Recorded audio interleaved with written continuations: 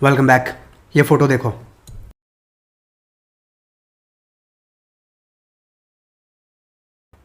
That's right, 64,000 crore रुपया बाकी है। अब ये फोटो देखो।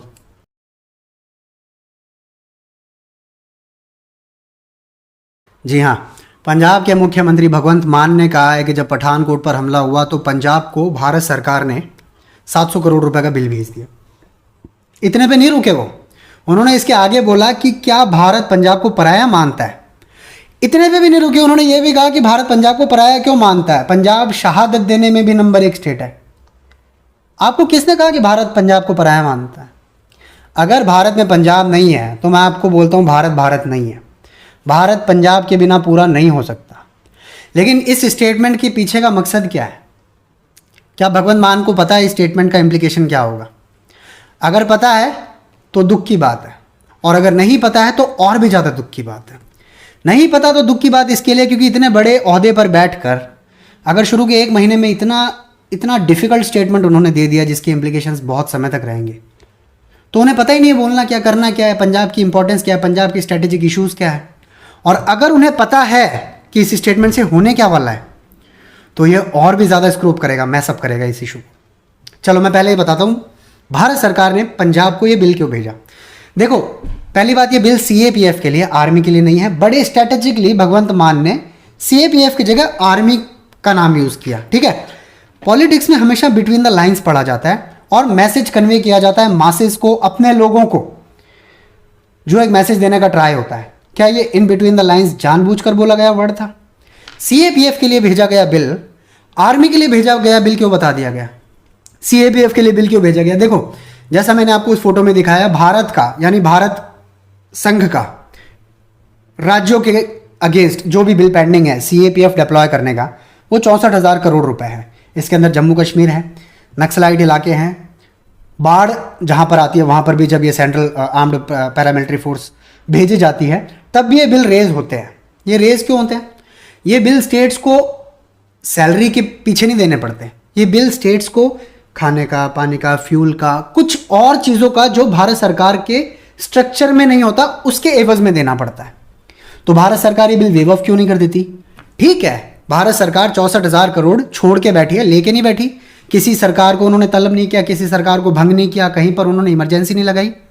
उन्होंने सिर्फ अपनी अकाउंटिंग प्रैक्टिसेस को बेटर करने के लिए दिखा रखा है अपनी बुक्स में कि हमें स्टेट से 64,000 करोड़ लेना है। इनफैक्ट 2019 में, ये मैं नहीं कह रहा, ये न्यूज़ रिपोर्ट्स कह रही हैं, इट इज़ अवेलेबल एवरीवेयर, 2019 में भारत सरकार ने सीएपीएफ डिप्लॉय करने का जो रेट था, प्राइस था, वो कम कर दिया।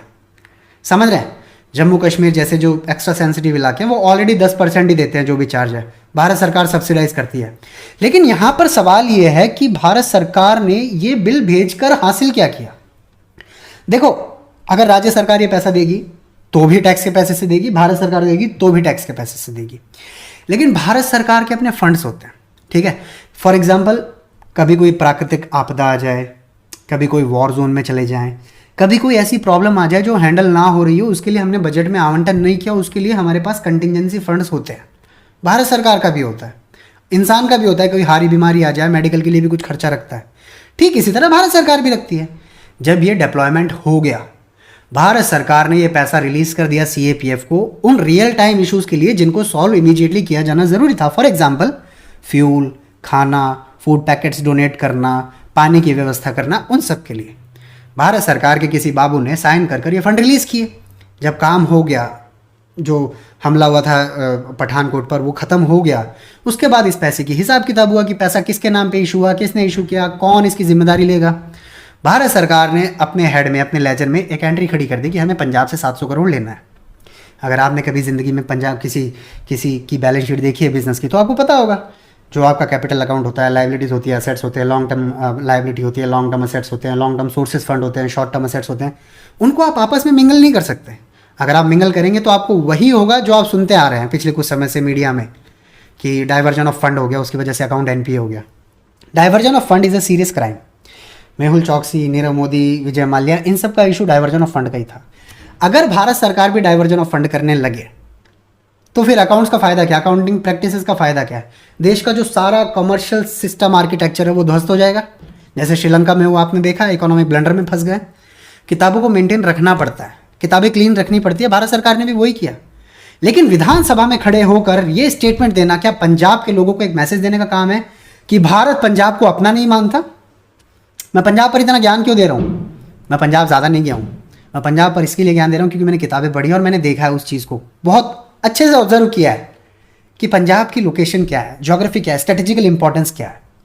पंजाब के साथ पाकिस्तान का नाम बहुत बार जुड़ता है, बॉर्डर स्टेट है, नेचुरली जुड़ना चाहिए। लेकिन आप ध्यान रखिए कि पंजाब के अंदर कोई भी गतिविधि होती है उसके पीछे पंजाब आपको पाकिस्तान ज़रूर मिलेगा।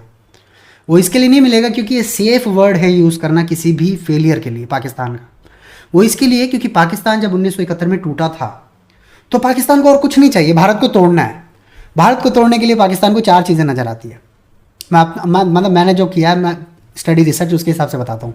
भारत का सदर्न पार्ट, तमिलनाडु हो गया, केरला हो गया, जहाँ पर भी आपको एक बाकी के इंडिया के खिलाफ बगावत करने की कोई बात करे, for example Hindi, stop Hindi imposition, हमारे खाने की बंद करो, गो बैक मोदी, ये जो सब चीज़ें हैं, इससे पाकिस्तान के अंदर एक नैरेटिव बनाया जा रहा है कि साउथ इंडिया बाकी के इंडिया के साथ कनेक्टेड नहीं है। नक्सलाइट्स पाकिस्तान का एक गोल्डन डोमेन है। नक्सलिज्म के सहारे पाकिस्तान भारत को तोड़ने के सपने कई वर्षों से देख रहा है। नागालैंड, मिजोरम और आफ्सपा वाला area, armed forces security protection act वाला एरिया, वहाँ पर पाकिस्तान नज़र गड़ाए बैठा है। और चौथा मोस्ट इंपॉर्टेंट पंजाब। पाकिस्तान 1971 में जब टूट गया था, उनको नहीं मतलब है कि भारत कहाँ पहुँचा, पाकिस्तान कहाँ पहुँचा, इनकी इकोनॉमी कहाँ है। पाकिस्तान के मन में एक इमोशनल इशू है कि भारत को तोड़ना है, चाहे इतना सा तोड़ दे, चाहे एक 10 किलोमीटर की ज़मीन ले ले, लेकिन भारत को तोड़ना है। और इसमें पंजाब बहुत ज़्यादा स्ट्रेटेजिकली इंपॉर्टेंस रखता है पाकिस्तान के लिए। पाकिस्तान पंजाब को तोड़ने के सपने देखे या कोई भी सपने देखे, भारत बिना पंजाब के ना है। और पंजाब को कभी कोई पराया कैसे समझ सकता? कम से कम हिंदुस्तान तो नहीं समझ सकता, और वो हिंदुस्तान तो बिल्कुल नहीं समझ सकता जो मैंने ऑब्जर्व किया है।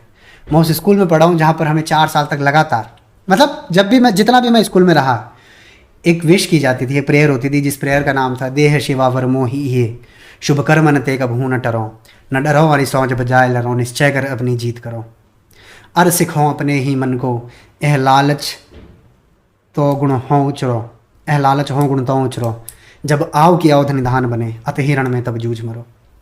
सिख, पंजाब, भारत, पाकिस्तान ये शब्द नहीं है। पंजाब एक इमोशन है, स्टेट नहीं है। और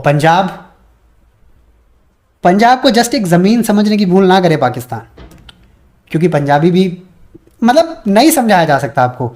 आप पंजाब को एक ज़मीन मान के चल रहे हो, और पंजाब तो दिल है हमारा, पंजाब हमारा है, हम पंजाब के हैं। कैसे बदल सकते हो आप इस सच्चाई को?